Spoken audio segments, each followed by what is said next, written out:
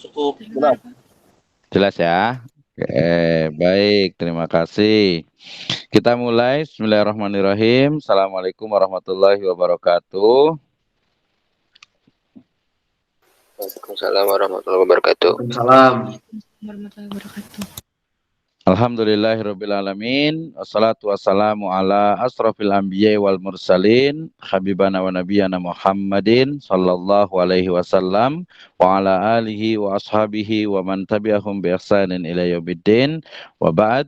Qala Allah Ta'ala fi kitabihil karim. A'udzu billahi minasyaitonir rajim. Bismillahirrahmanirrahim. Alhaakumut takatsur hatta zurtumul maqabir. Kalla saufa ta'lamun. Thumma kalla sawfa ta'lamun. Kalla law ta'lamuna ilmal yaqin latarawunnal jahim. Thumma latarawunnaha 'ainal yaqin. Thumma latus'alunna yawma idzin 'anin na'im. Amma ba'd, fa inna asdaqal hadits kitabullah wa khairal huda huda nabiyyu sallallahu alaihi wasallam.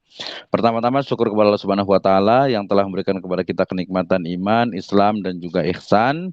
Kemudian salawat dan salam mari sama-sama kita curahkan kepada junjungan alam Habibana wa Nabiyana Muhammadin sallallahu alaihi wasallam, kepada seluruh ahlul baitnya, para sahabatnya dan juga orang-orang yang senantiasa mengikuti jejak sunnahnya hingga akhir zaman. Terima kasih atas kehadirannya seluruh mahasiswa dari UPNVJ di program studi Magister Ekonomi Syariah. Ini adalah pertemuan berikutnya ya, atau pertemuan pertama setelah kita melaksanakan Ramadan dan juga Syawal. Ya, saya ucapkan juga taqabbalallahu minna wa minkum kullu amin wa antum bi khair. Semoga Allah Subhanahu wa taala menerima amal ibadah kita semuanya dan kita semuanya kullu amin sepanjang waktu ya, sepanjang masa, sepanjang zaman, sepanjang tahun ya, wa antum bi khair. Kita semuanya dalam keadaan sehat walafiat. Terima kasih, taqabbal ya karim. Baik, selanjutnya di sesi ini kita akan masuk di pertemuan, kalau seingat saya pertemuan yang ke-11, sehingga lebih kurang 2 kali lagi atau 2-3 kali lagi ya kita akan menyelesaikan dari mata kuliah metode penelitian ekonomi syariah ini. Dan saya sebutkan tadi bahwa hari ini saya akan mengabsen dan juga akan berdiskusi dan akan bertanya ya terkait dengan materi kita. Jadi nanti silahkan yang nanti menjawab pertanyaan saya nanti boleh di on kan kameranya. Di sini alhamdulillah sudah ada Fadil, sudah ada ya, Muhammad Fadil ya. Hadir Pak.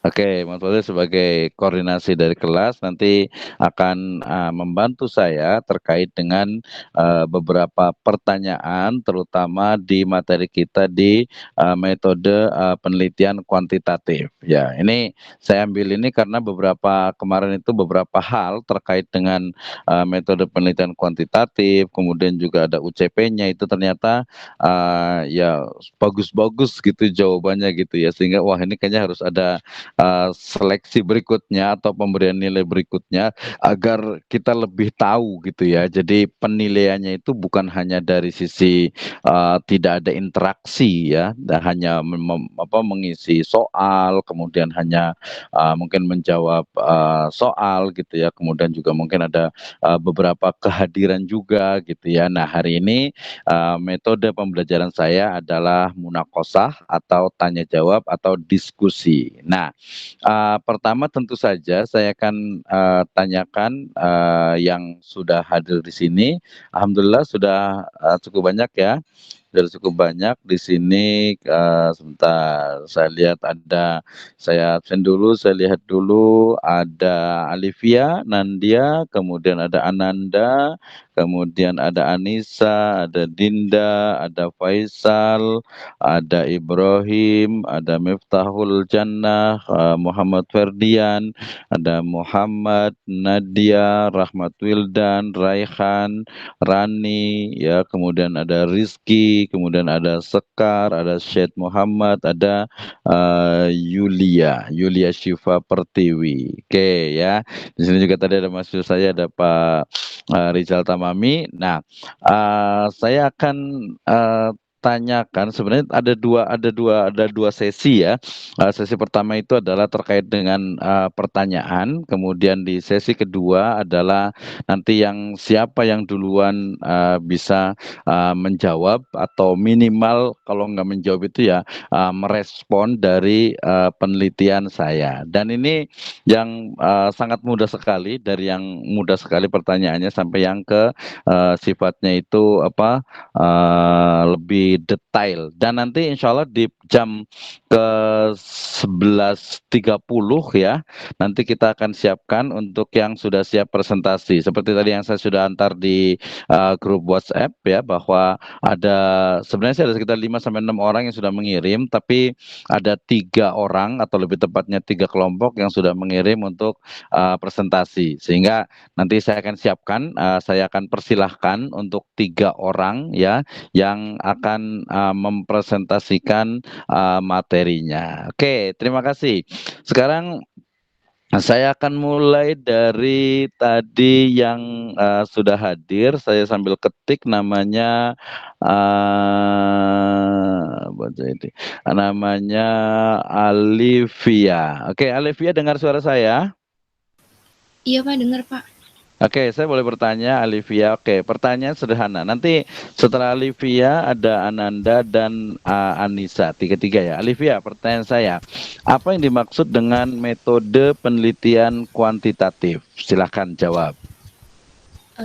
Kalau kalau menurut saya metode penelitian kuantitatif itu metode yang datanya tuh data statistik itu Pak. Jadi ngolahnya itu berdasarkan statistik, terus ada perhitungan-perhitungannya juga Pak. Maaf kalau salah Pak.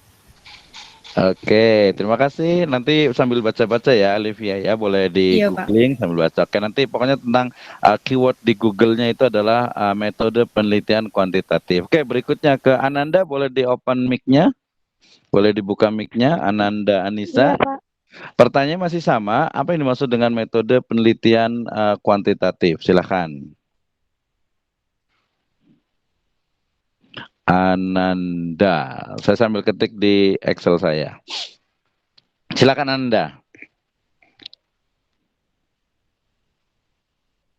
Kalau menurut saya penelitian kuantitatif itu penelitian yang berdasarkan tentang sistematis matematika tentang perhitungan, dan kita di sini juga menganalisa dengan metode-metode dengan yang berdasarkan perhitungan seperti metode korelasi, metode komparatif, metode through eksperimen, terus ada metode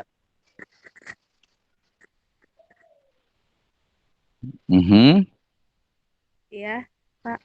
Oke, Masih itu ya. terdengar Jadi kan, Pak?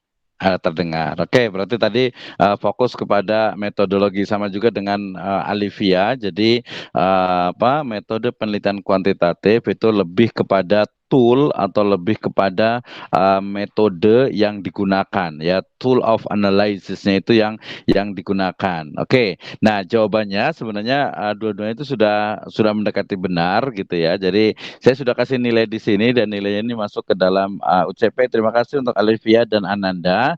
Ya, bisa kita pahami bahwa yang namanya metode penelitian kuantitatif itu adalah metode penelitian ya, di mana data analisis atau metode cara menganalisisnya ya itu menggunakan kuantitatif, menggunakan angka-angka ya, di mana juga objek penelitiannya itu berupa angka. Jadi walaupun dia hasil dari wawancara, walaupun dia itu hasil dari kuesioner, kemudian dia akan dikuantifikasi.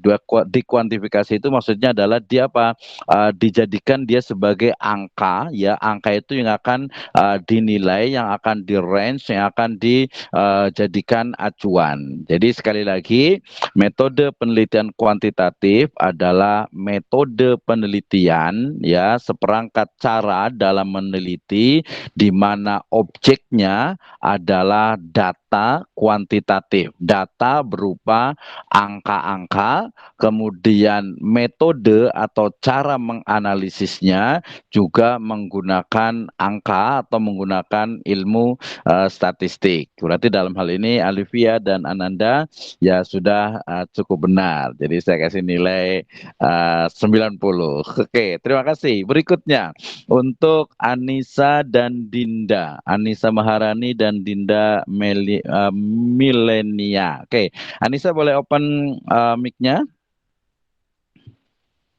Iya Pak.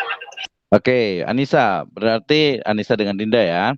Anissa dulu. Berarti Anissa tadi kan sudah tahu data atau sudah tahu apa yang dimaksud dengan metode penelitian kuantitatif ya. Nah, sekarang kira-kira apa sih bedanya dengan data atau dengan metode penelitian kualitatif?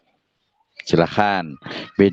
Apa bedanya antara metode penelitian kuantitatif dan kualitatif? Ingat kemarin ya saya bilang kalau ditanya tentang bedanya apa, itu jawabannya itu jangan mendeskripsikan dari masing-masingnya, tapi pada perbedaan dengan persamaan. Apa nih dari perspektif dari sisi apanya? Saya ulang lagi pertanyaannya biar jelas. Apa perbedaan antara metode penelitian kuantitatif dan metode penelitian kualitatif? Silahkan. Ya Pak, jadi kalau menurut saya itu tadi kan seperti yang sudah dijelaskan sama Alivia, kalau misalkan dari kuantitatif itu data-datanya berupa angka ya. Kalau misalkan dari kualitatif itu lebih ke hasilnya itu berupa jadi kita tuh observasi dulu ke lapangan, baru nanti kita akan mendapatkan hasilnya itu berupa hasil wawancara atau observasi. Terus tujuannya itu kalau dari kuantitatif kalau tujuannya kuantitatif itu untuk mengukur sesuatu hal yang udah pasti gitu, karena dia berupa angka. Kalau kualitatif dia hasilnya itu bertujuan untuk memahami suatu kondisi. Terus kalau dari kuantitatif itu dia jadi teorinya tuh sebenarnya udah ada. Jadi di saat kita turun ke lapangan gitu, kita tinggal mengembangkan teori yang sudah ada. Nah, kalau dari kualitatif itu kebalikannya. Jadi kita turun ke lapangan dulu gitu istilahnya, terus baru dari hasil observasi tersebut kita akan mendapatkan teori baru untuk menganalisis suatu kondisi. Terus selain itu juga kalau di penelitian kuantitatif itu variabelnya dapat diukur pakai metode statistika. Terus kalau kualitatif itu dia tidak bisa diukur atau sifatnya itu lebih fleksibel, jadi bisa berubah-ubah Pak. Oke, terima kasih untuk Anissa, sudah cukup bagus jawabannya. Tadi berarti perbedaannya itu adalah dilihat dari sisi pertama itu datanya, kemudian yang kedua tujuannya, yang ketiga itu adalah teorinya. Kita ke Dinda dulu. Silakan Dinda, open mic-nya. Apa perbedaan antara metode penelitian kuantitatif dengan kualitatif dari berapa perspektif? Silakan Dinda. Baik Pak, jadi saya ingin jawab metode penelitian kualitatif itu kan berdasarkan berlandaskan filsafat positivisme, yaitu nggak semua masalah ini bisa diselesaikan dengan angka, tetapi juga dapat diselesaikan dengan tanpa angka. Nah, metode penelitian kualitatif juga temuannya ini tidak diproses melalui prosedur statistik. Kemudian kualitatif ini tidak dimulai dari teori yang sudah ada seperti yang Anissa jelaskan, tapi melainkan mulai dari lapangan dulu, bertumpu pada fakta realitas, gejala-gejala yang ada, dan berdasarkan lingkungan alami yang terjadi gitu Pak. Terus sedangkan metode kuantitatif ini berlandaskan filsafat positivisme, yaitu di mana kebenaran fenomena yang terlihat ini bersifat tunggal dan pasti diukur oleh angka sebagai uji reliabilitasnya. Nah, kemudian melalui prosedur statistik dengan meneliti populasi atau beberapa sampel tertentu yang dipilih secara random. Gitu sih kalau menurut saya. Oke, terima kasih Dinda. Berarti udah baca bukunya ya, sebagian-sebagiannya. Nanti yang lain boleh masih sambil googling juga sambil mendengarkan. Oke, terima kasih untuk Anissa Iya dan Bapak, Dinda. sama-sama. Jadi perbedaan antara metode penelitian kualitatif dengan kuantitatif, atau kalau berdasarkan historinya, sejarahnya, berarti perbedaan antara kuantitatif dengan kualitatif. Jadi perbedaannya pertama tentu saja ya, pertama itu dilihat dari sisi tadi yang disebut dengan paradigmanya, ya, bahwa metode penelitian kuantitatif menggunakan positivisme, ya, di mana positivisme ini muncul, ya, yang meyakini, ya, bahwa kebenaran itu harus sesuatu yang terukur, dan ukuran yang sudah pasti itu adalah apa? Adalah data angka, ya, dalam bentuk statistik, sehingga kemudian kuantitatif akan mendasarkan segala sesuatu itu harus dikuantifikasi, harus ada angkanya dan jelas, ya, berdasarkan paradigmanya. Berarti sementara kualitatif dia berdasarkan kepada paradigma post-positivisme. Post-positivisme itu adalah tadi kalau positivisme itu satu, post-positivisme itu jadi apa? Setelah positivisme itu, sehingga di sana itu ada strukturalisme gitu ya. Kemudian juga nanti ada nanti metode-metode yang digunakan itu ada apa? Ada etnografi, ada case study, ada fenomenologi, ada metodologi etnometodologi dan lain sebagainya. Sehingga ketika ditanya apa perbedaan antara kuantitatif dan kualitatif, ya, pertama berdasarkan perspektif paradigma, bahwa kuantitatif adalah menggunakan paradigma positivisme, sementara kualitatif menggunakan post positivisme. Kemudian yang kedua, berdasarkan datanya, ya, berdasarkan datanya, bahwa data dalam kuantitatif itu selalu menggunakan angka, ya, selalu menggunakan angka, atau istilahnya adalah statistik, ya. Sementara data kualitatif itu adalah ide, gagasan, tulisan, norma, realitas yang ada di masyarakat, sehingga dia bukan sebuah angka, itu berdasarkan datanya. Kemudian berdasarkan hipotesanya, bahwa kuantitatif itu meniscayakan adanya hipotesa. Insya Allah teman-teman tahu ya apa yang disebut dengan hipotesa, atau kadang menyebutnya juga dengan apa? Hipotesis, ya. Hipotesa atau hipotesis itu adalah jawaban sementara, ya, dari sebuah penelitian yang sifatnya itu kuantitatif, ya, sebagai acuan untuk pembuktian pada riset yang akan dilakukan, ya. Jadi kalau di kuantitatif itu mengharuskan, meniscayakan adanya hipotesa, sementara dalam kualitatif itu tidak harus ada. Bahkan nanti istilahnya itu bukan hipotesa tapi preposisi, ya, jawaban sementara. Jadi bukan hipotesa. Oke. Kemudian yang berikutnya, berdasarkan objek penelitiannya, bahwa kuantitatif selalu memperhatikan adanya populasi dan juga sampling atau sampel. Sampling itu berarti prosesnya, ya. Ya, berdasarkan objeknya, maka penelitian kuantitatif dia selalu memperhatikan, ya, ya, melihat atau mungkin memastikan, menetapkan adanya populasi dan melakukan sampling. Dia akan mengambil sampel berdasarkan teori-teori tentang sampling, apakah secara keseluruhan 100% atau hanya 10% atau hanya 30%, itu tergantung teori yang akan digunakan. Sedangkan pada metode penelitian kualitatif dia tidak memerlukan adanya sampel, ya, dia juga tidak memerlukan adanya populasi. Objek penelitiannya dia bisa lebih fokus, bahkan hanya satu orang, hanya satu komunitas, hanya satu masyarakat tertentu, hanya kasus tertentu, itu pun bisa menjadi sebuah objek dalam penelitian. Oke, itu berdasarkan objeknya. Sedangkan berdasarkan tujuannya, kalau tadi sudah disinggung oleh Dinda, bahwa kuantitatif tujuannya itu adalah untuk membuktikan teori yang sudah ada. Umpamanya pengaruh uang jajan terhadap prestasi. Uang jajan bahasanya, ya, uang saku, ya.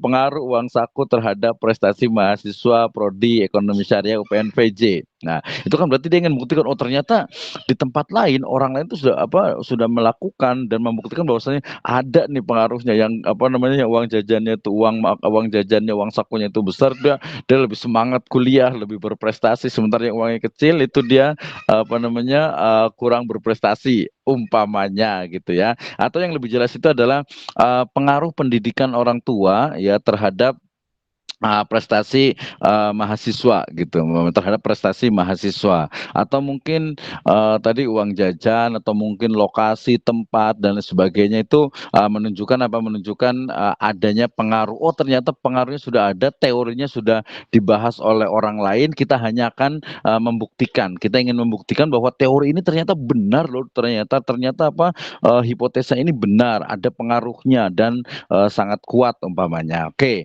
Nah, sementara kalau kualitatif, dia sebenarnya bisa saja berangkat dari teori-teori yang ada, tetapi dia bukan membuktikan teori yang sudah ada, ya. Walaupun nanti pembuktian dalam bentuk yang lain mungkin ada, tetapi dia hanya teori yang ada itu dia hanya sebagai acuan, bukan untuk pembuktian, ya, bukan untuk pembuktian. Umpamanya kita ingin melihat bahwa ada yang mengatakan atau ada sebuah teori yang mengatakan bahwasanya pendidikan lagi ya, atau mungkin penghasilan lah, jangan pendidikan ya, bahwa penghasilan orang tua itu akan sangat berpengaruh terhadap prestasi anak-anaknya umpamanya ya, termasuk mahasiswa, ternyata banyak pengaruhnya. Kenapa? Oh iya, kenapa? Karena kalau umpamanya orang tuanya itu mampu, dia akan mampu menyekolahkan, menguliahkan, membeli mungkin buku-buku yang diperlukan, kemudian kalau perlu mengundang guru untuk les di rumah, privat di rumah, atau juga membeli laptop dan sebagainya. Artinya fasilitas itu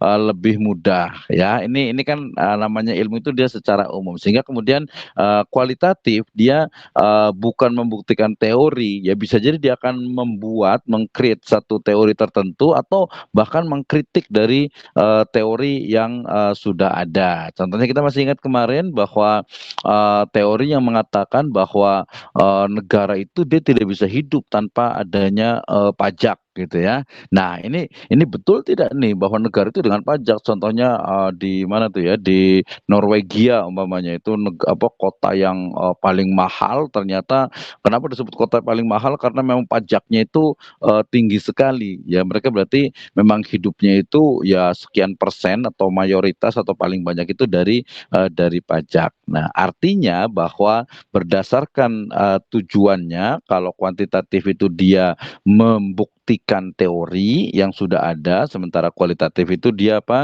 mencari teori, membuktikan atau bahkan mengkritik, mengevaluasi teori yang sudah ada. Nah, selain itu tentu saja dalam pola analisisnya ya dia akan berbeda. Kalau dalam kuantitatif itu yang disebut biasanya itu kuesioner atau sampling, atau yang disebut dengan objek yang jadi penelitiannya ya. Kalau di kualitatif itu kan disebut dengan narasumber ya, narasumber sebagai sumber data. Sementara kalau umpamanya di kuantitatif dia akan menggunakan istilah yang lainnya ya, dia sebagai ya sampelnya, sebagai kemudian yang mengisi kuesionernya dan lain sebagainya. Dalam menganalisisnya pun nanti kalau kuantitatif biasanya memang menggunakan statistik, kemudian kalau yang kualitatif menggunakan pendekatan-pendekatan yang berbeda, atau pendekatan-pendekatan yang sudah ditentukan.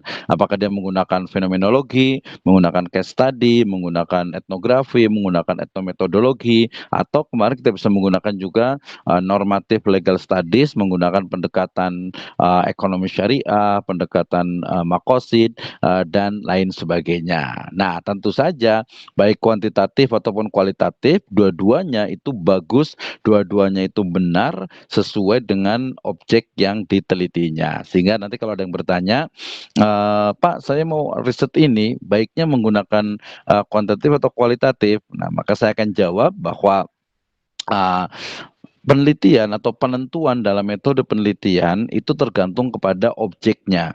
Kalau objeknya itu mengharuskan kuantitatif, ya kuantitatif. Tapi kalau objeknya mengharuskan kualitatif, ya kualitatif. Sehingga penentuan metode penelitian itu tergantung kepada objek dari penelitian tersebut atau masalah dari penelitian tersebut. Oke, terima kasih untuk Anissa dan Dinda. Berikutnya saya beralih ke Faisal Daud Syah dengan Ibrahim. Wah, yang bagi laki-laki nih. Terima kasih Faisal, boleh open mic-nya? Iya, Pak. Oke, dengan Ibrahim juga boleh coba mic-nya? Ya Pak. Oke, terima kasih. Dari Faisal dulu. Faisal, pertanyaan saya adalah dalam metode penelitian kuantitatif, tadi saya sudah sebutkan ada yang namanya populasi dan sampel. Nah, pertanyaannya, apa yang disebut dengan populasi dan apa yang disebut dengan sampel, serta sebutkan teori terkait dengan sampling. Silahkan. Ya Pak,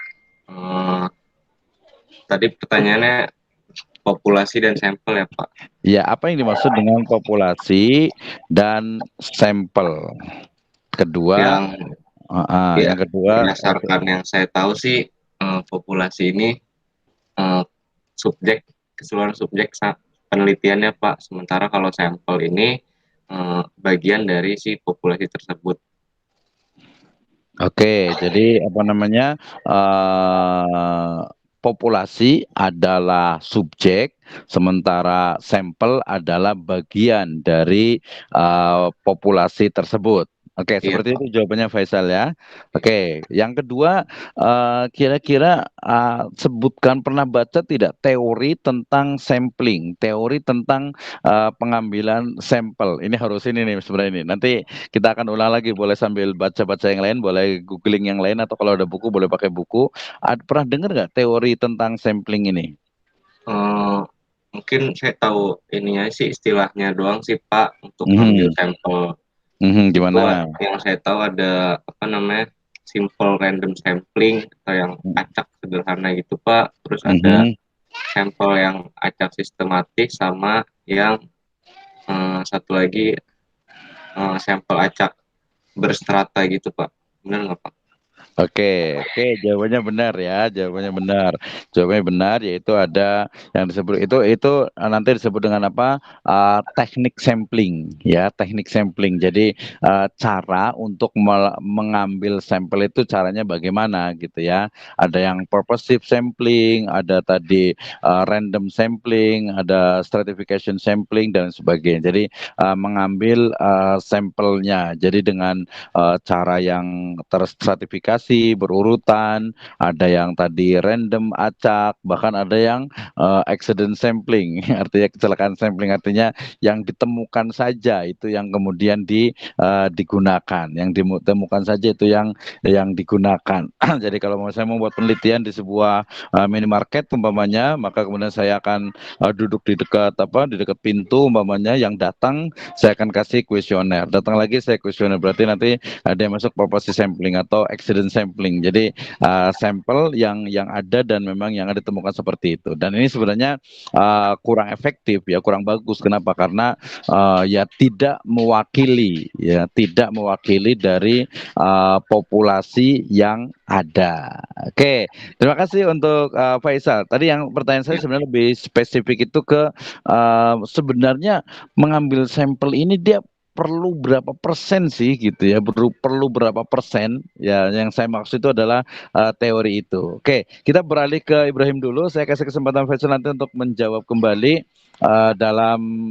setelah nanti Ibrahim menjawab. Oke, sekarang Ibrahim boleh open mic. Iya Pak. Oke, Ibrahim, tadi pertanyaan masih yang sama. Apa yang dimaksud dengan populasi dan sampel? Kemudian sebutkan teori tentang pengambilan sampel ini. Silakan. Jawaban saya sih nggak jauh beda dari yang Faisal ya. Populasi itu kan adalah apa yang ingin diteliti, sedangkan sampel itu bagian dari apa yang ingin ditelitinya. Oke. Sedangkan apa tadi, sampling itu kan metode dalam pengambilan sampelnya. Iya, betul. Ya, udah sih Pak. Itu doang aja ya, gak usah banyak-banyak ya. Oke, terima kasih tadi untuk Faisal dan Ibrahim ya. Nanti boleh baca lagi terkait dengan apa? Dengan populasi. Ya, betul. Populasi itu adalah tadi sebenarnya kalau disebut dengan subjek itu dia kurang tepat ya.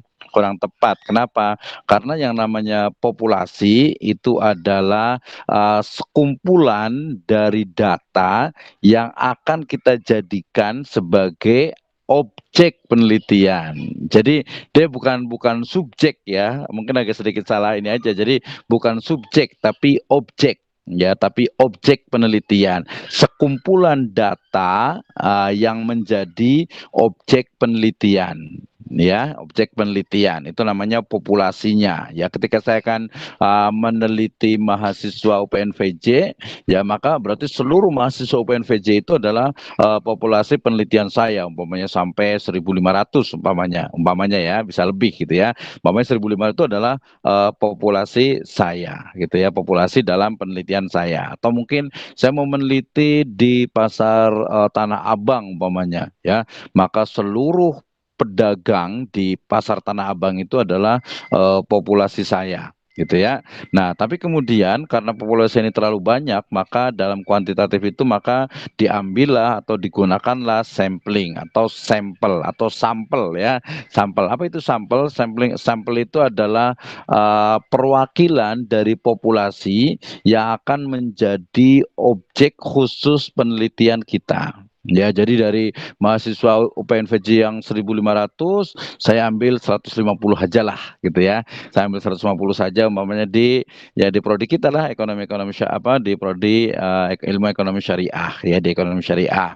Nah, itu berarti sampelnya. Jadi bagian dari populasi ya, sampel itu adalah bagian dari populasi yang diambil atau yang digunakan menggunakan tadi metode sampling yang telah ditentukan ya sebagai fokus dari objek kita. Ya, kalau tadi pedagang pasar di Tanah Abang gitu ya, pedagang pasar di Tanah Abang begitu banyak, ribuan, maka saya ambil hanya umpamanya ya 100 saja, 100 saja. Nah, nanti tentu saja tekniknya ini tadi dengan bisa dengan menggunakan proporsi sampling, bisa dengan random sampling, stratification sampling. Jadi nanti untuk pengambilan sampel itu pertama tadi dari sisi persentasinya, dari sisi jumlahnya. Saya mau ngambil apakah secara keseluruhan? Ya, kalau datanya banyak tidak mungkin. Ya, ya mungkin tapi pakai survei, tapi ya sulit lah kalau untuk skripsi tesis gitu ya. Pokoknya anggapnya tidak mungkin kecuali kalau umpamanya survei kayak umpamanya di survei statistik ya, umpamanya Indonesia semuanya orangnya banyak gitu, itu mungkin. Tapi kalau sendiri tidak mungkin gitu ya. Nah, kemudian sampelnya itu saya ambil sekian persentasenya, itu saya ambil hanya umpamanya tadi semuanya, atau mungkin karena populasi sedikit, atau mungkin saya ambil hanya 50%-nya saja, atau mungkin 30%, atau mungkin hanya 10%. Nah, banyak sekali teori yang berbicara tentang hal ini. Umpamanya saya ambil dari bukunya Suharsi Marikunto, mengatakan bahwa kalau populasi itu di bawah 100 orang atau 100 ya, 100 objek itu, maka bisa diambil secara keseluruhan. Tetapi kalau lebih dari itu bisa menggunakan teori yang bisa mengatakan bisa 10% sampai 30%. Jadi teori terkait dengan 10, 30 atau mungkin 100% itu adalah teori dalam sampling untuk pengambilan data. Oke. Nah, kemudian yang berikutnya, berarti terima kasih Faisal, tadi sudah googling, sudah ketemu, sudah cari nggak? Ada nggak?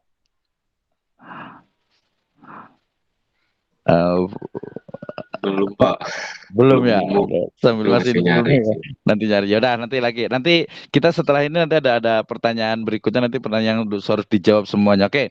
Terima kasih untuk Faisal dan Ibrahim. Berikutnya ke Miftahul Jannah dan Muhammad Ferdian. Oke. Miftahul Jannah dan Muhammad Ferdian boleh open mic-nya. Ya, Pak. Oke, terima kasih untuk Ferdian dan Miftahul Jannah. Ya, oke. Pertanyaan dari saya, dari Miftahul Jannah dulu ya, dari penelitian dari saya. Coba, yang pertanyaan dari saya itu sebenarnya sederhana saja. Apa yang dimaksud dengan tadi sampling sudah ya, dengan data dalam penelitian kuantitatif? Satu saja. Data itu apa sih dalam penelitian kuantitatif? Silakan. Menurut saya itu data yaitu objek yang digunakan dalam melakukan penelitian, Pak. Oke, berarti objek yang digunakan dalam sebuah penelitian Bukan data. objek, Pak. Subjek. Data itu objek atau Objek. subjek? Objek ya, Pak. Objek atau subjek? Oke, kita tanya lagi. Apa namanya? Kalau subjek penelitian itu apa? Di kuantitatif ataupun di kualitatif? Subjeknya. Saya tanya, subjek penelitian kuantitatif itu apa? Data ya, Pak. Data. Kalau objeknya? Objeknya variabel. Variabel dari datanya. Kalau variabel itu kan breakdown dari datanya, berarti harusnya sama. Kalau penelitinya itu disebut apa? Dia subjek atau objek? Objek, Pak. Peneliti kenapa disebut objek? Objek itu apa sih?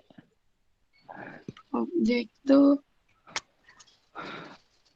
Kan kalau umpamanya di bahasa Indonesia itu ada subjek, predikat, objek, keterangan, SPOK. Subjek berarti fa'il atau pelakunya, ya. Predikat itu berarti biasanya itu kata kerjanya, atau kemudian objeknya itu adalah yang dikenai pekerjaan, gitu kan ya. Berarti objek itu yang dikenai pekerjaan, gitu kan. Nah, berarti peneliti itu objek atau subjek? objek ya, Pak. Kalau objek bukannya yang diteliti.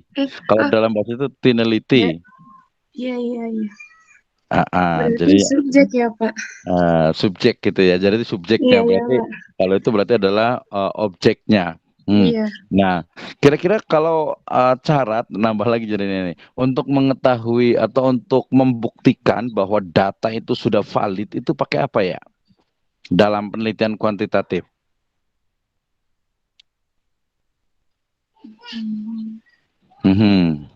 Kira-kira pakai apa nih? Pakai metode. Iya, betul, pakai metode. Metode apa? Metode etnografi, Pak, yang merupakan data angka, statistik. Bukannya kebalik. Etnografi itu dia kualitatif. Oh iya. Kalau yang kuantitatif pakai apa tuh? Untuk mengetahui validitas dari data. Yang pakai metode korelasi, Pak. Iya, ya bisa korelasi itu kan berarti dia hubungan gitu ya. Bisa kuat nggak nih? Ada nggak sih korelasi antara A dengan B gitu ya? Bukan dengan A dengan B, biasanya X dengan Y ya. Pengaruhnya X dengan Y itu seperti apa? X1, X2, ada nggak pengaruhnya terhadap Y? Atau mungkin ada median antara X1, X2 dengan Y. Oke, terima kasih untuk Miftahul Jannah. Tetap semangat ya ininya. Oke, berikutnya saya pindah ke Ferdian. Ferdian boleh terima kasih Ferdian. Pertanyaannya, mungkin ini lanjutan aja deh. Pertanyaannya tadi, bagaimana kita bisa membuktikan bahwa data yang kita ambil itu dia valid? Setelah data itu tentu saja nanti di breakdown atau diturunkan dalam variabel-variabel atau indikator-indikator di kuesioner atau di pertanyaannya. Jadi pertanyaan saya adalah bagaimana cara membuktikan bahwa data itu valid dalam metode penelitian kuantitatif. Wah, pertanyaannya agak lumayan nih. Silakan Ferdian. Kalau pakai uji validitas gimana, Pak? Uji validitas. Ya, betul. Dia menggunakan uji validitas. Kalau dalam kuantitatif itu ada berapa uji sih sebenarnya? Dalam apa? Kualitatif? Kuantitatif. Oh, kuantitatif. Ada 3, Pak ya? Apa aja tuh? Uji validitas, korelatif, sama satu lagi saya lupa tuh. Reliabilitas, Pak ya? Satunya lagi. Reliabilitas ya. Reliabilitas. Oke, uji validitas itu kayak gimana sih sebenarnya cara kerjanya? Jadi uji validitas terhadap instrumen atau kuesioner itu seperti apa sebenarnya?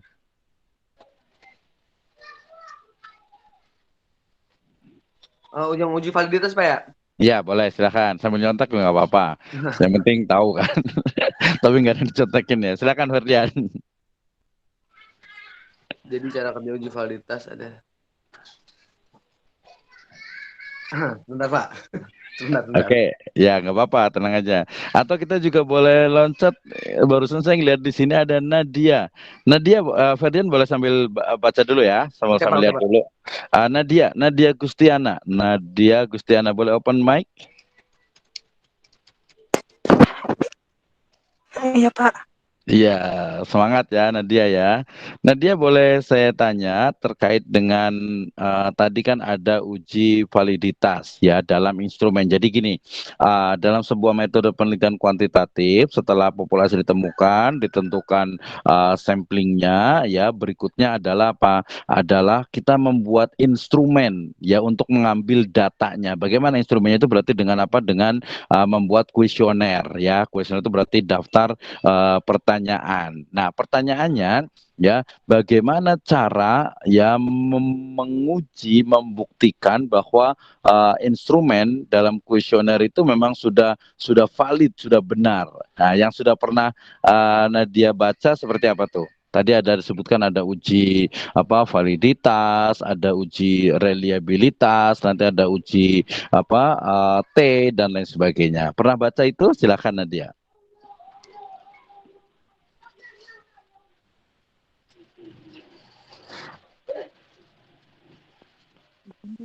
Ya. Setahu saya sih kalau misalnya datanya udah dapat, terus kita langsung mengolah datanya.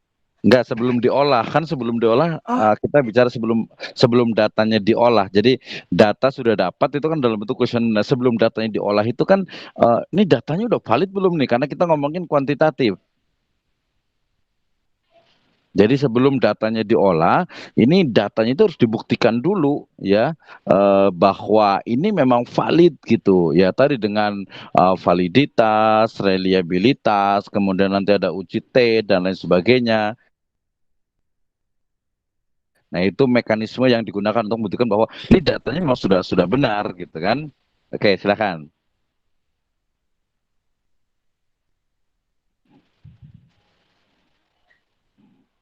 Atau kita sambil juga balik lagi ke Ferdian, ke siapa tadi, Muhammad.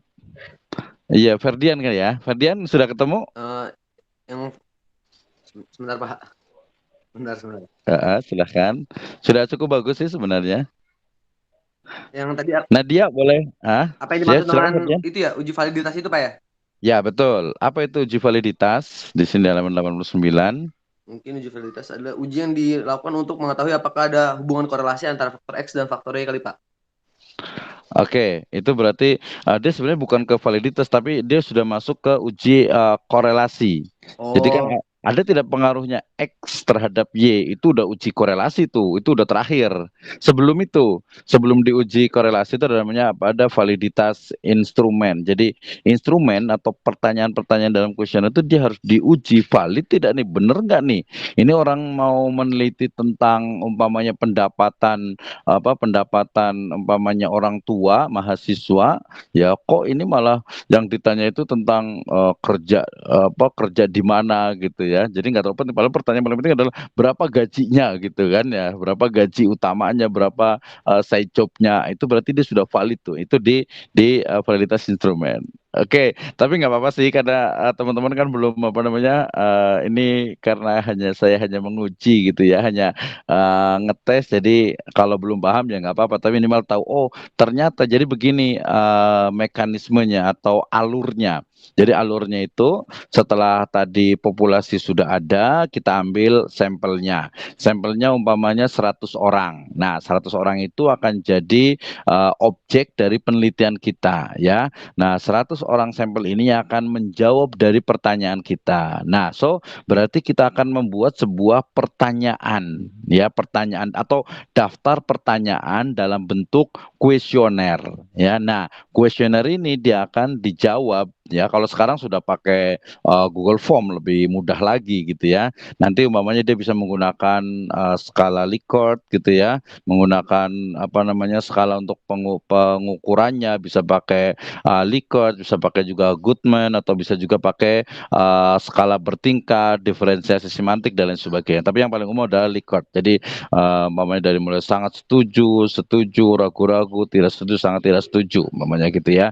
Atau mungkin dari mulai nilai 1 sampai 9 umpamanya. Itu juga sangat mungkin. Nah, tapi sebelum tadi kuesioner itu diberikan atau disebarkan kepada responden, ya tadi disebutnya dengan responden, kalau di kualitatif namanya apa namanya itu narasumber, kalau itu di responden. Jadi sebelum kuesioner itu diserahkan atau dibagikan ya kepada responden, maka harus diuji dulu tuh, ya harus diuji dulu pertanyaan ini. Nah, pertanyaan dalam kuesioner itu disebut dengan instrumen. Jadi instrumennya itu diuji. Ini sudah valid belum nih? Sudah reliable belum nih? Ya sudah memang apa namanya tidak ada yang salah tidak nih? Belum nih. Nah, itu nanti namanya itu ada uji validitas instrumen. Nah, nanti kalau sudah datanya sudah valid, sudah reliable, sudah diuji T-nya dan sebagainya itu sudah benar, baru nanti masuk ke uji korelasi. Oh, ternyata X ini berpengaruh terhadap Y. Oh, ternyata kalau ekonomi jadi uang terus ya, pendapatan orang tua itu berpengaruh terhadap prestasi secara umum gitu ya. Tadi mungkin ada juga yang penghasilan orang tua itu mungkin pas-pasan tapi prestasinya tinggi, banyak juga gitu ya. Ada kemarin tuh ada yang anaknya tukang beca gitu ya, yang dia jadi apa cum laude gitu, kemudian pinter, kemudian dia bisa kuliah di New York kalau nggak salah ya, di luar negeri sana. Kemudian bahkan ada beberapa itu yang bisa jadi apa asisten dosen dan lain sebagainya. Yaitu pengecualian, tapi secara umum bahwa penghasilan orang tua itu berpengaruh terhadap prestasi mahasiswa gitu ya. Nanti juga ada umpamanya gini, ada juga ini agak sedikit ke sosial ya, nanti dari sisi masih ke keluarga. Jadi keluarga yang memiliki penghasilan yang lebih atau yang cukup itu akan berpengaruh terhadap kesolehan dari anaknya atau kesolehan dari ya keluarganya. Ini pakai teori sosial. Kenapa? Karena ketika orang itu kebutuhan itu kan pertama itu yang primer ya. Kalau primernya sudah terpenuhi, makan, minum dan sebagainya itu sudah terpenuhi, pasti dia butuh adanya kebutuhan yang sifatnya itu mungkin kalau saya nyebutnya dengan spiritual. Ini di teori barat itu hampir tidak ada ya, di spiritual. Jadi ketika makan, minum, pakaian, rumah gitu, kemudian juga kebutuhan lain sudah terpenuhi, maka manusia itu akan cari apa tuh? Cari kebutuhan yang sifatnya itu spiritual, sehingga banyak ya di kota-kota besar itu yang mereka sudah kita sebut yang orang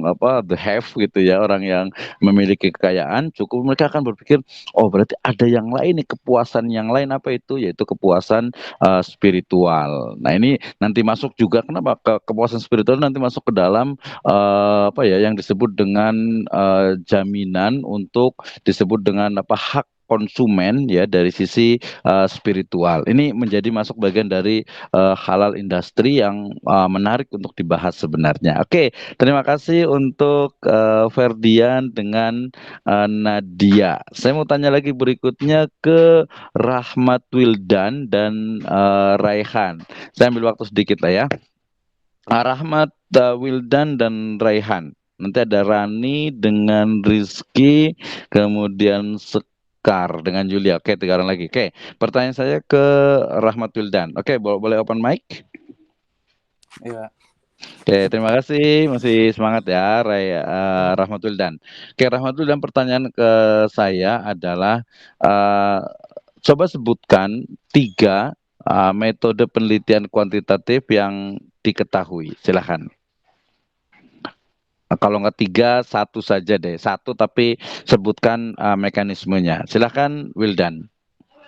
3 metode penilaian kuantitatif Pak. Maksudnya ini bisa tekniknya nggak Pak? Iya, jadi pendekatan penelitian kuantitatif itu ada berapa sih yang diketahui gitu ya. Karena kan dia bukan hanya 1. ya. Kalaupun mau menjawab satu, boleh. Oke, saya tahunya metode penelitian kuantitatif itu adalah begini dan cara kerjanya begini. Silahkan, Wildan. Menurut saya, Pak, untuk penelitian kuantitatif ini menggunakan teknik wawancara yang pertama, di mana kita mengambil kuantitatif ya. Kuantitatif ya, Pak. Kalau kuantitatif wawancara ada, tapi dia bukan core, bukan yang utama. Dia lebih banyak ke kuesioner. Mungkin yang kedua itu angket atau kuesioner ya, Pak. Oke, yang kuesioner gimana? Untuk yang angket atau kuesioner ini, kita menyebarkan bentuk pernyataan atau pertanyaan kepada responden untuk jawabnya. Ini tuh kita sebagai peneliti udah tahu variabel mana aja yang udah kita akan ukur, kemudian apa yang kita harapkan di depannya nanti. Jadi kita hanya memberikan pertanyaan-pertanyaan atau pernyataan standar kepada responden gitu, Pak.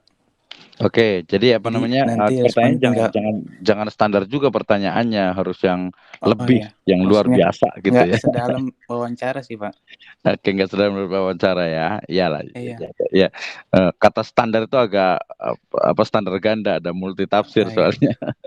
Oke, pertanyaannya saya balik lagi aja. Saya balik lagi ke pertanyaan. Dalam metode penelitian kuantitatif ya, itu ada yang disebut dengan yang paling gampang itu adalah tadi regresi ya, regresi atau kontribusi variabel regresi linear berganda. Pernah dengar? Apa? Variabel regresi? Regresi linear berganda. Jadi saya ingin tahu tentang tadi pengaruh A, pengaruh X terhadap Y. Sebenarnya mekanisme kerjanya seperti apa tuh?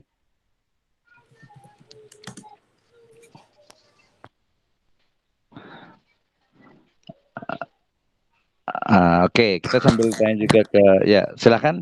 Jadi kan gini, kuantitatif yang paling umum itu adalah regresi linear berganda. Artinya pengaruh X1, X2 terhadap Y. Atau mungkin kalau di S1 ya linear saja ya, linear sederhana saja, pengaruh X terhadap Y. Nah, bagaimana cara bagaimana mekanisme kerja dari kita ingin mengetahui pengaruh X terhadap Y. Tadi pengaruh pendapatan terhadap prestasi, ya pengaruh pendapatan orang tua terhadap kesolehan anak-anaknya.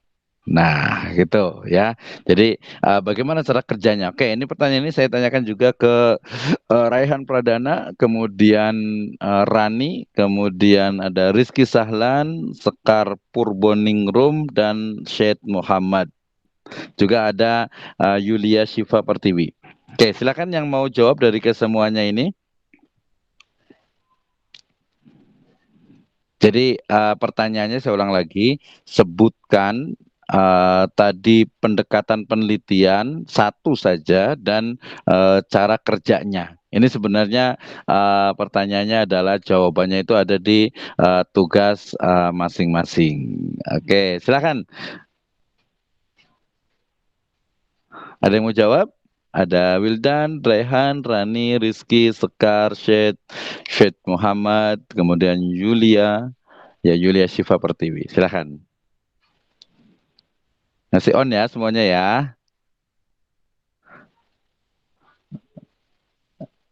Oke, suara saya terdengar jelas ya. Oke, sambil nunggu nanti langsung kalau ada yang mau komentar langsung open mic saja. Sekarang saya kembali lagi ke Muhammad Fadil, masih on ya? Masih, Pak. Oke, hari ini yang siap untuk presentasi siapa? Kalau sesuai yang waktu itu pembentukan grup, seingat saya itu Pak, sesuai materi yang dipilih.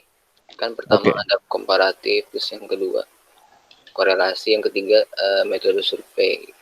Seingat saya sih gitu sih Pak. Oke, terima kasih. Tadi Fadil belum ditanya juga ya? Nggak kesebut namanya di list ini kayaknya nih. Tadi ada berapa Fadil? Coba sebutkan. Pertama itu ada metode survei gitu ya. Berarti metode survei itu adalah metode atau cara ya untuk mengambil data dengan melakukan survei. Survei itu adalah pengambilan data secara keseluruhan dari populasi yang ada. Oke, jawabannya seperti itu yang pertama Fadil itu ya. Survei. Oke, tadi ada yang menjawab juga, silahkan Rizky Sahlan Pratama. Rizky Sahlan Pratama, silakan. Kalau jawaban saya metode ex post facto, Pak. Wih, sini tugasnya juga ya. Coba sekalian deh presentasi kayak gimana. Ex post facto itu kayak gimana?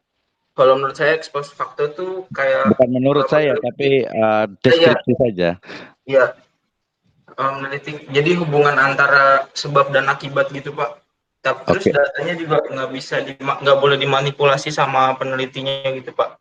Ya iyalah, nggak boleh, data itu nggak boleh dimanipulasi. Semua hal pun tidak boleh dimanipulasi. Walaupun nanti ada beberapa hal, biasanya itu di penelitian kualitatif ini, di kuantitatif ini kadang memang di akhir biasa itu ketika datanya susah, kadang bukan dimanipulasi tapi di delete gitu, biasa dihapus biasa. Oke, lanjut lagi ke Rizky, silakan. Jadi hubungan antar variabel, terus ada lanjutannya?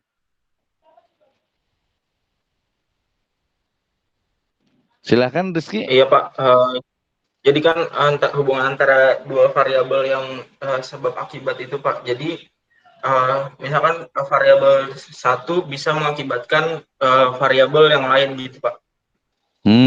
Contohnya kayak gimana? Umpamanya di UPNVJ umpamanya.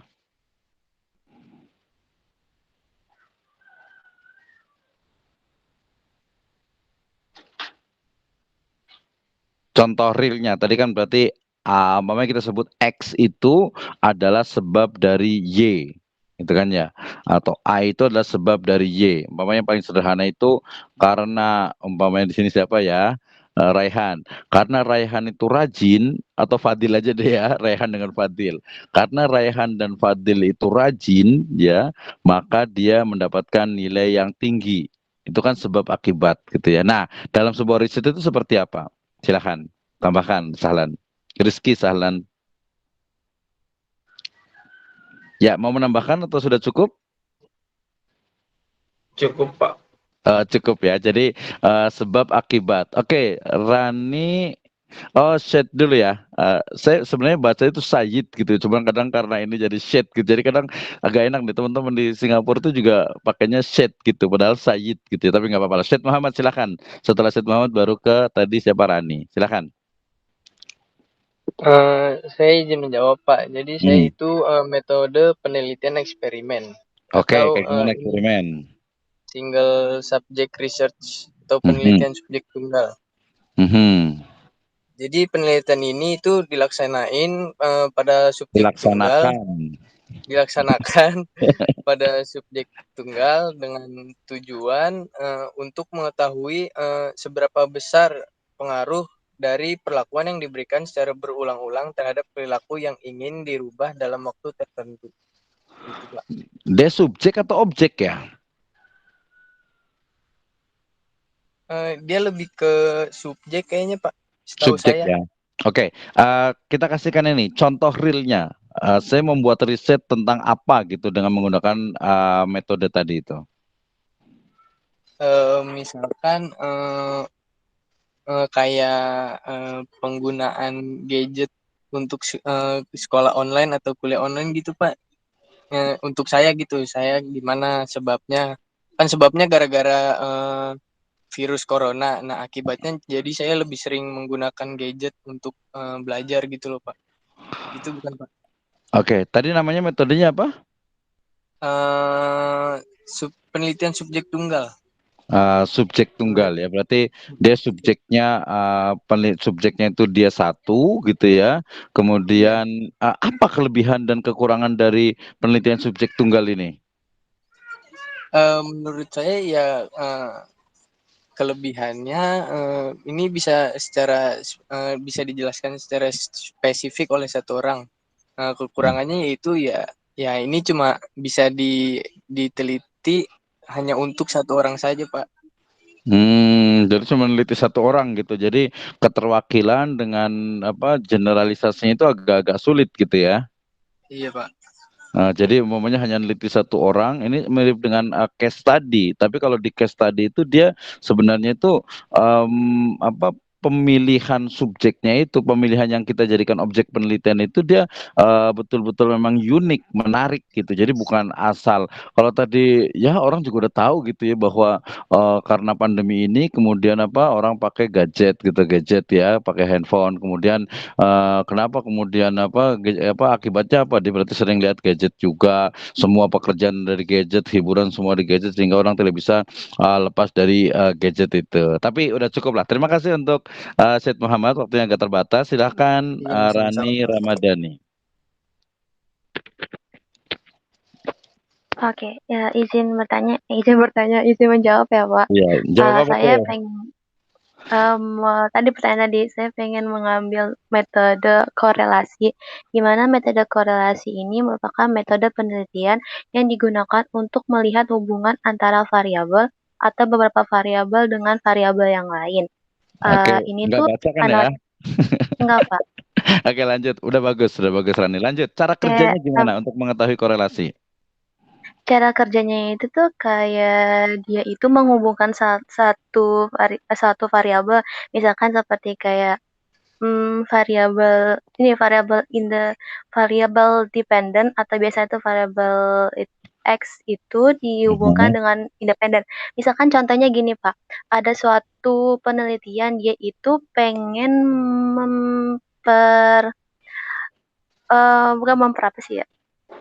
meneliti misalkan kayak pertumbuhan ekonomi. Nah, pertumbuhan ekonomi itu tuh dia termasuk salah satu variabel independen, sedangkan dependennya itu angkatan kerja dan pengangguran. Itu sih Pak sepaham saya. Oke, terima kasih Rani. Jadi pengaruh pengangguran dan angkatan kerja terhadap pertumbuhan ekonomi. Oke, terima kasih. Ya, tapi saya mau kasih pertanyaan lagi juga. Ini yang ini boleh pertanyaan rebutan atau siapa yang bisa jawab. Nanti ada nilainya gitu ya. Jadi pertanyaan tadi itu sambung dengan Rani itu. Jadi cara mengetahui dan cara menganalisis atau cara menghitung ya pengaruh dari X1 yaitu pengangguran, kemudian X2 angkatan kerja terhadap Y yaitu pertumbuhan ekonomi, itu seperti apa? Silahkan, ada yang mau jawab?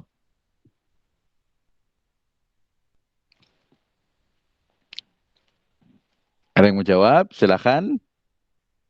Ini yang paling umum dan memang yang paling banyak digunakan di metode penelitian kuantitatif. Di YouTube itu banyak penjelasannya, kemudian di website juga banyak, kemudian di training sekarang juga banyak sekali dan itu memang menjadi standar untuk penelitian kuantitatif. Jadi pengaruh X1 terhadap Y itu yang linear sederhana, kemudian pengaruh X1, X2 ya dan X yang lainnya terhadap Y itu adalah yang berganda. Kemudian nanti ada mediannya juga ya, pengaruh X dan Y, kemudian ya yang dipengaruhi juga atau melalui median terhadap Y. Nah, pertanyaannya saya ulang lagi, ada yang bisa jawab. Jadi cara kerjanya itu kayak gimana, cara menghitungnya? Oh, ini sudah sampai ke teori tentang tadi ya, untuk membuktikan hubungan ya, untuk membuktikan bagaimana variasi atau bagaimana antar variabel itu ternyata memang saling mempengaruhi. Oke, boleh bisa jawab pertanyaan itu atau yang lain ada atau yang belum jawab di sini itu ada Rahmat Wilan sudah ya, Raihan tadi sudah juga. Kemudian yang belum jawab itu ada Sekar belum ya. Sekar silakan mau komentar. Sekar Purwaningrum, Sekar dengan Yulia. Silakan. Sekar dengan Yulia silakan. Open mic please. Maaf Pak, kurang jelas pertanyaannya mengenai apa ya Pak?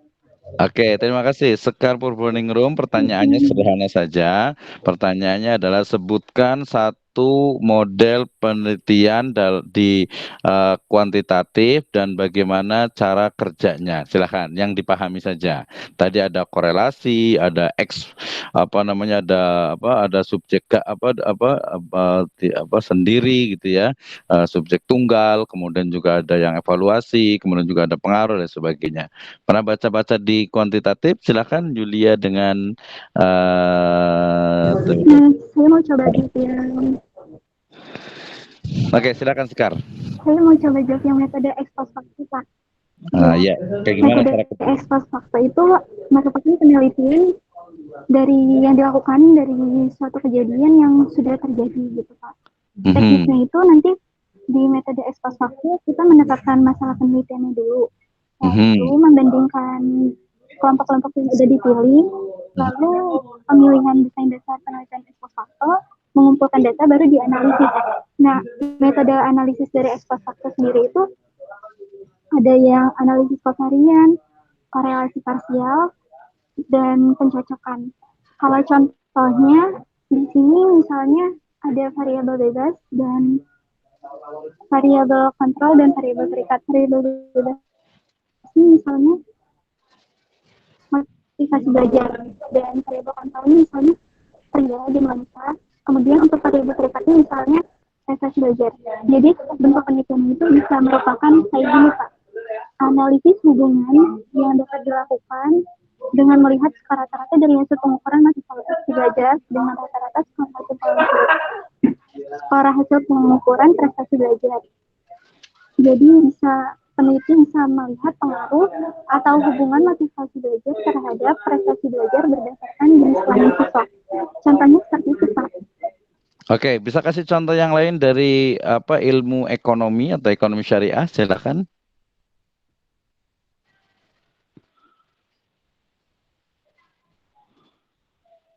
Bisa kasih contohnya?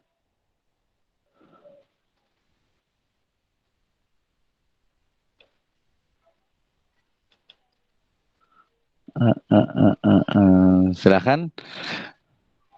Tadi kan contohnya dari pendidikan tuh. Kalau mau contohnya dari ilmu ekonomi, boleh silakan. Oke, tapi agak panjang juga ya. Oke, tapi nggak apa-apa lah, cukup lah. Oke, yang belum di sini, yang belum saya tanya berarti ada. Saya, Pak.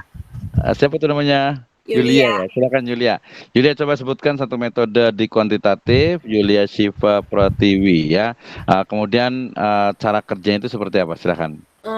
Kalau metode survei termasuk nggak, Pak? Sebenarnya masuk sih, tapi survei itu dia paling sederhana, tadi sudah dijelaskan ya. Tapi nggak apa-apa lah. Coba kalau survei itu kayak gimana sih cara kerjanya? Survei langkah-langkahnya itu pertama kayak identifikasi tujuan penelitian dulu. Oke, betul. Terus identifikasi kayak target dalam surveinya tuh target surveinya tuh apa, karena kan masalahnya apa, jadi targetnya kemana. Misalnya contohnya kayak kalau penelitiannya survei tentang transportasi umum, berarti kan target surveinya orang-orang yang menggunakan transportasi umum tuh, Pak. Terus abis itu membuat kuesioner, pertanyaan-pertanyaan buat si target surveinya. Terus abis kayak gitu kuesionernya tuh diuji coba gitu, Pak. Ada uji coba juga. Iya.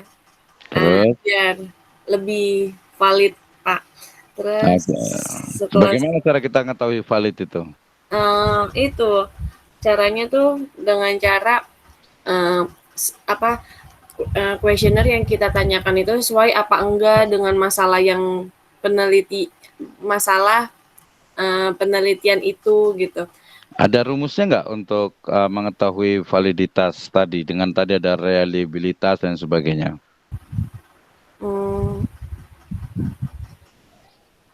Kemarin nggak searching ke situ sih, Pak. Emang saya kan dapatnya materi survei.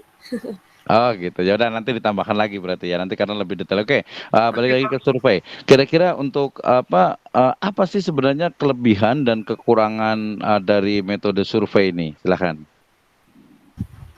Kelebihannya dapat dipakai untuk meneliti situasi yang sebenarnya. Terus biayanya tuh relevan lebih murah. Bukannya mahal kalau survei, kan semuanya dia nggak pakai sampling. Tapi kalau misalnya survei kayaknya lebih kebanyakan orang-orang tuh apa ya Pak? Iya. Kayaknya lebih mahal deh kalau survei itu. Artinya tadi kekurangannya apa? Oke, jadi kekurangan survei kalau saya nyebutnya itu survei itu ya mahal gitu ya. Kenapa mahal? Pertama mahal, yang lain apalagi kira-kira? Kekurangan dari metode survei ini. Itu respon dari narasumbernya yang tidak yang terus menurun, Pak. Kenapa menurun? Mungkin karena pendapat orang, Pak. Mungkin, Pak. Opini orang kan berbeda-beda. Kalau opini tidak ada masalah sih. Artinya bahwa kalau menurun tadi tidak juga. Kalau survei itu kan serentak, keseluruhan, tanpa adanya sampling. Kemudian tadi ya memang mendatangi langsung, kemudian nanti ya tadi wawancara, tapi kan wawancara kemudian dicatat gitu ya, bisa juga pakai kuesioner gitu, ada tambahan. Jadi selain bertanya nanti akan di checklist, kemudian nanti kalau kurang lengkap nanti ada sedikit wawancara, ada tambahan dan seterusnya. Jadi dia ya lebih, pertama dia lebih mahal karena dia memerlukan adanya sumber daya manusia, memerlukan para pensurvei yang cukup banyak gitu ya. Kalau ya tadi yang mau disurvei itu apa gitu. Oke, saya kasih contoh gini aja, yang lain aja. Jadi kalau mamanya berikan contoh sebuah penelitian dengan teknik survei, silakan. Mau buat apa gitu?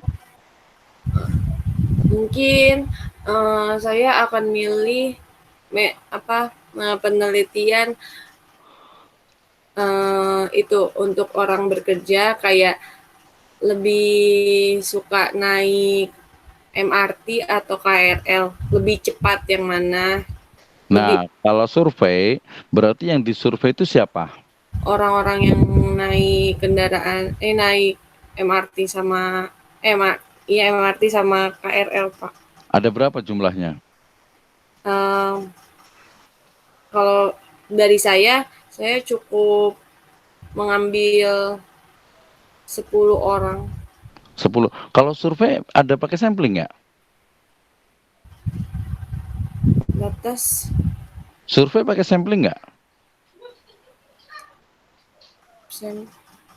Sampel, pakai sampel nggak? Tadi kan kalau cuma ngambil 10 itu kan berarti sampel. Apa berarti keseluruhan? Kenapa pakai? Kenapa jumlahnya, kenapa hanya 10? Padahal jumlahnya itu kan tidak terbatas atau banyak gitu ya, banyak sekali gitu. Kenapa kemudian 10? Menggunakan teori siapa? Itu pendapat saya aja, Pak. Oh, ya udah. Berarti udah, nanti boleh baca lagi ya tentang survei gitu ya. Karena kalau itu dia bukan survei sih sebenarnya, itu dia lebih ke arah namanya itu dengan pemutusan pilihan ya. Pemutusan pilihan ini bisa masuk ke studi atau riset marketing juga ya. Jadi kalau dari sisi pemilihan tuh, kenapa dia milih MRT daripada kereta gitu kan. Nah itu pilihan, kenapa menggunakan kosmetik A daripada kosmetik B. Itu ya masuk ke ekonomi, masuk ke bisnis, masuk ke bagian dari marketing gitu ya. Oke, terima kasih untuk Yulia, udah banyak juga jadi dicerininnya ya. Oke, terima kasih untuk Yulia, sudah cukup bagus. Yulia Siva Pertiwi ya. Oke, kemudian yang belum ditanya ini ada Fadil, malah sampai sudah adzan nih. Fadil, boleh tanya nih. Jadi kita agak beda nih jadinya nih. Iya, Pak. Yang Fadil ketahui tentang metode penelitian kuantitatif. Apa? Satu metode, satu pendekatan, satu teknik, satu cara. Mungkin saya mau nyebutin metode komparatif, Pak. Oke, gampang ya. Komparatif itu kayak gimana sih?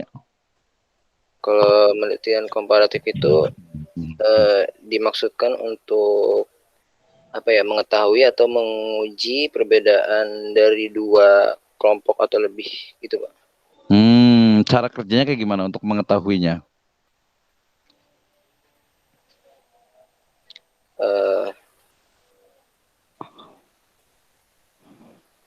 Kalau contohnya ini Pak, misalkan penelitian misalkan membandingkan komparatif ya, perbandingan misalkan berarti membandingkan prestasi belajar di beberapa sekolah gitu Pak, atau membandingkan kualitas dari sekolah-sekolah yang ada di suatu daerah gitu Pak. Oke, kalau kita ganti dengan ini ya, contohnya ekonomi, kayak gimana? Sebentar Pak. Kalau dalam contoh ekonomi, umpamanya karena saya suka sosial, umpamanya tingkat keagamaan dari pedagang di pasar Tanah Abang dengan di pasar Senen gitu umpamanya, itu kan dibandingkan tuh lebih soleh mana sih sebenarnya gitu, lebih religius mana sih sebenarnya gitu. Oh iya Pak, bisa itu. Nah caranya gimana? Cara ininya membandingkannya. Ya, cara membandingkannya apa yang harus dilakukan ketika saya membuat penelitian itu, atau kita ganti jangan pedagang pasar deh, mahasiswa aja ya, mahasiswa prodi ekonomi dengan prodi ekonomi syariah, itu kayak gimana sih sebenarnya? Jadi dari awal apa yang harus saya lakukan untuk membuat penelitian itu?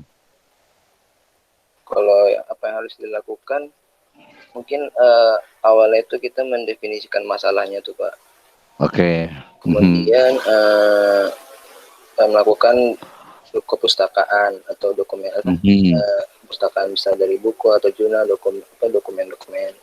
Oke, kemudian review kajian pustaka. Terus? Ya, terus merumuskan hipotesis. Kemudian asumsi-asumsi itu dirumuskan yang mendasari hipotesis tersebut. Kemudian dengan prosedur yang akan digunakan. Oke, toolnya pakai apa? Alatnya? Instrumennya pakai apa? Teknik pengumpulan datanya pakai apa? Teknik pengumpulan datanya.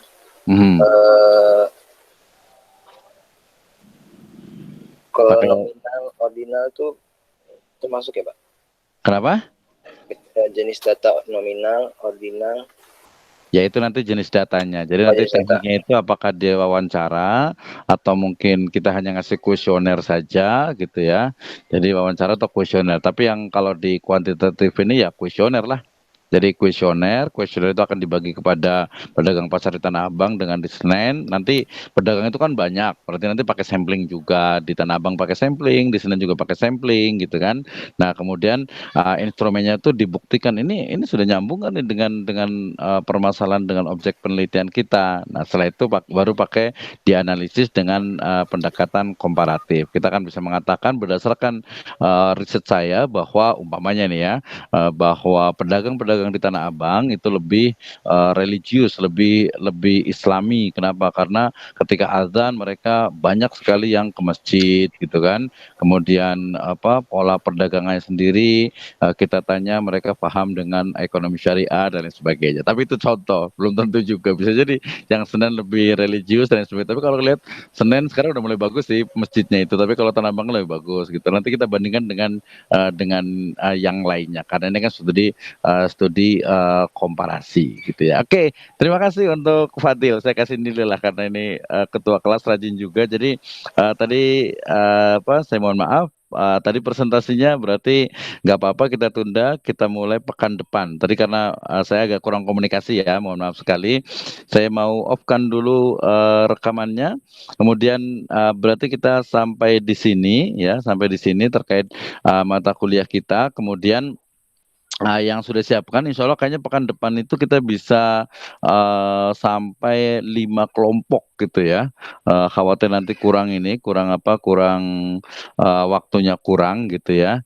Jadi pekan depan yang presentasi itu pertama itu 3 orang atau tadi yang sudah saya foto itu nomor 1, 2, 3 itu adalah 3 orang yang sudah mengirimkan file PowerPoint PPT-nya. ya. Kemudian yang berikutnya adalah yang sudah mengirimkan tapi dalam bentuk Word, ya. Nah, berikutnya nanti baru menyusul. Oke, saya ulang lagi atau mungkin saya ngobrol dengan Fadil. Fadil bisa jelas? Iya Pak, berarti untuk lebih pastinya yang sesuai yang Bapak kirim di grup itu ya Pak? Ya, betul. Jadi 3 pertama itu adalah yang sudah mengirimkan PowerPoint-nya, ya, PowerPoint-nya itu sudah dikirimkan. Itu yang 3 pertama, berarti pekan besok, gitu ya. Kemudian kalau memang waktunya masih ada, dilanjutkan dengan yang 3 atau 4 orang lagi yang sudah juga mengirim Word-nya, tapi nanti ditambahkan dengan disiapkan untuk PPT-nya. Yang 3 orang ini boleh perbaiki PPT-nya lagi kalau merasa belum yakin, gitu ya. Merasa belum yakin, nanti saya kasih masukannya juga, gitu ya, di yang 3 ini. Berarti pekan depan itu adalah saya sambil buka saya sambil buka email saya. Ini ada berapa orang sebenarnya ini? Jadi minimal itu 6 orang itu yang sudah masuk untuk pekan besok. Kemudian pekan berikutnya adalah yang selanjutnya. Tapi kalau mamanya tidak cukup, berarti ya pekan besok itu adalah 3 orang yang sudah mengirim PowerPoint, ya. Saya sambil buka ini sebentar. Yang PowerPoint-nya itu yang buka itu, yang ngirim itu, kemudian atau kita juga aja. Coba yang sudah ngirim PowerPoint itu siapa? Kalau di yang Bapak kirim ada kelompoknya Anissa, oke. Kelompok 5, terus kelompoknya Dinda, kelompok 2, dia kelompok 2 sama kelompok Sekar. Oke, berarti Anissa, Dinda, dan Sekar siapkan untuk presentasi Rabu besok insya Allah ya. Oke, kemudian yang berikutnya nanti yang ada di ini yang ada yang sudah ngirim Word tapi belum ngirim PowerPoint-nya itu berikutnya. Yang sisanya berarti belakangan setelah itu. Nanti kita akan umumkan setiap Sabtunya, tapi siapkan dari sekarang. Oke. Baik, terima kasih. Sudah 12:03. Nanti silahkan setelah ini ada sesi untuk reading session. Silahkan baca-baca lagi terkait dengan metode penelitian kuantitatif agar lebih paham. Tapi sebelum ditutup, saya berikan kesempatan untuk yang bertanya 1 atau 2 orang. Silahkan. Atau usul, atau bertanya, atau mungkin apalah gitu, silahkan. Udah.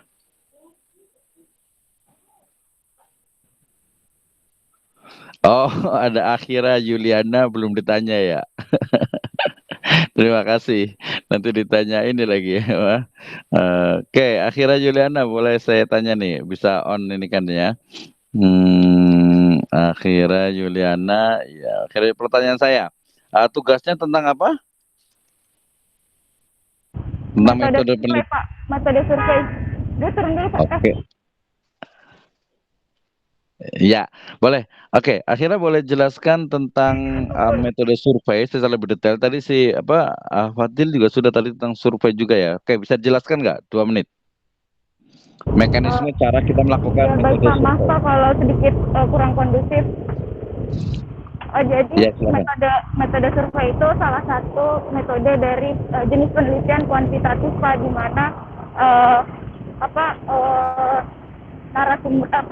responden yang diambil itu data yang diambil itu menggunakan responden Pak. Jadi survei itu kayak melihat bagaimana pengaruh atau sikap, misalnya Pak, kayak contoh judul penelitiannya itu melihat pengaruh atau sikap masyarakat terhadap merek ini Pak. Jadi kayak jadi nanti respondennya diambil dari skala misalnya kayak daerah tertentu Pak. Jadi gitu Pak, survei itu Pak metode survei. Ya? Perlu sampling nggak? Apa Pak, gimana? Perlu sampling nggak kalau dalam survei? Iya Pak, perlu sampling karena kan dari misalnya kayak kita ngambil kota Jakarta, nah kita butuh populasi, nah populasinya itu nggak semuanya diminta untuk disurvei Pak, jadi kita ngambil sampel dari daerah yang diteliti Pak. Jadi hanya lihat saja gitu ininya ya. Deskripsi komparatif survei. Jadi kalau survei itu memang informasi untuk meraih informasi tentang karakteristik tindakan dan berpendapat yang mewakili populasi melalui sebarang kuesioner atau wawancara ya. Tidak perlu melakukan variabel dalam penelitian. Survei bentuk penelitian ini dikumpulkan dari sejumlah sampel berupa orang melalui pertanyaan, survei menggunakan kuesioner dan wawancara. Ya, jadi dia memang cuman dia bedanya itu tidak disebutkan ininya ya. Dia hanya memang melihat bukan dikorelasi tapi hanya bertanya tentang ide, gagasan, pendapat, tindakan, karakter dan lain sebagainya. Oke, terima kasih untuk Akhira. Ya, tadi sudah saya ini kan ininya setelah. Oke, terima kasih. Sama-sama Pak, astaga foto. Ini lagi di jalan kali gitu ya. Oke, hati-hati di jalan kalau di jalan, Akhira Yuliana. Oke, yang lain ada yang Maaf ya Pak. Ya, nggak apa-apa, tenang aja. Oke, yang lain ada yang mau bertanya lagi? Silahkan sebelum saya tutup. Silahkan, biar lebih interaktif. Berarti tadi saya ulang lagi. Tadi masih ada di record ya. Nanti